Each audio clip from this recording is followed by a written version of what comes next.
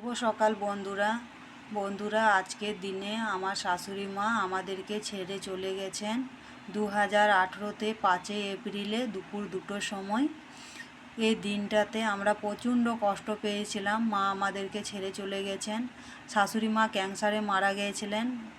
মা প্রচণ্ড কষ্ট পেয়েছিলেন 5-6 মাস। মায়ের কষ্ট দেখে আমরাও প্রচণ্ড কষ্ট পেয়েছিলাম বন্ধুরা। আমার শাশুড়ি মা আমাকে প্রচণ্ড ভালোবাসতেন। শাশুড়ি মায়ের সাথে বাজার, আত্মীয় স্বজনদের বাড়ি সব জায়গায় যেতাম। মা আমাকে অনেক ভালোবাসতেন।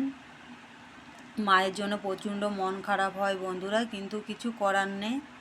সবাইকার শাশুড়ি মা আছে, আমার এই শাশুড়ি মা নেই। খুব অল্প বয়সে মা আমাকে ছেড়ে চলে গেছেন 2018-তে। বন্ধুরা, মা তুমি যেখানেই থাকো ভালো থাকো, আমাদেরকে ভালো রাখো।